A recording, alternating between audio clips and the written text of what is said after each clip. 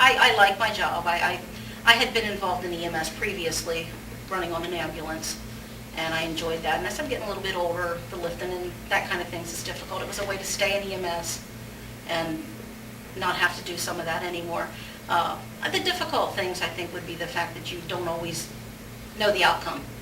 You know, when you hang up the phone, that's pretty much the end of it for the most part, because it's not often we get to get the other end of it and know, you know, did they survive or how did they make out, were they okay, those kind of things. Those are a little hard to deal with sometimes. So this, it was just after midnight. I was actually working a double shift that day, and it was like going into the second half of the day.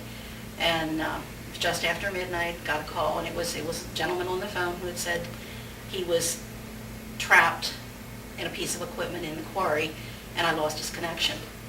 I had enough to know to make a dispatch, which really I didn't have any more than that. I didn't know anything as far as where he was, or other than the fact that he said he was in a crusher, and I didn't have a clue where that was. I knew where the quarry was, but where that piece of equipment would be, I had no idea.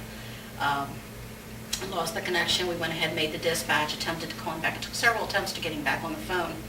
Got him back on the phone, and then I got a little more information, enough that we could get a better idea of what the crews were coming into, because it's always important to get as much as you can for them. We were able to relay that information to them, and then they got some extra resources. We had put a helicopter on standby. Actually, I'm not sure at what point they determined to fly that, but they did eventually fly him out when they got in there and got him out. Just before crews got on scene, he said he was starting to slip. And he did actually slip and go down and land on the ground before they actually got there.